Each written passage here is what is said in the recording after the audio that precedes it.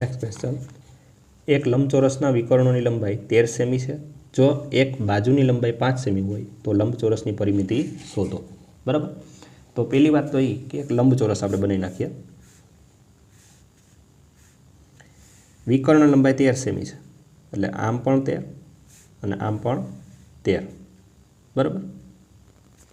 હવે શું કીધું, એક બાજુની લંબાઈ 5 સેમી છે, એટલે આ 5 સેમી છે તો આ પણ કેટલું છે, 5 સેમી છે, કારણ કે સામસામેની બાજુઓ લંબચોરસમાં કેવી હોય છે, સરખી હોય છે. તો લંબચોરસની પરિમિતિ શોધવાની છે. બરાબર.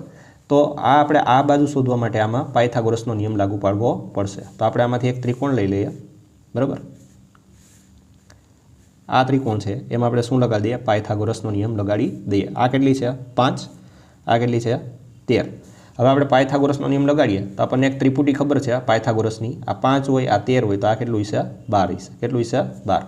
એનો મતલબ એમ કે આનું માપ છે એ 12 સેમી છે, આ પણ આ 12 છે તો આ પણ કેટલું હશે, 12 સેન્ટીમીટર હશે. બરાબર. હવે આપણે શું કરવું છે, આની પરિમિતિ ગોતવી છે. શું ગોતવું છે, પરિમિતિ. તો લંબચોરસની પરિમિતિનું સૂત્ર આપણને ખ્યાલ છે.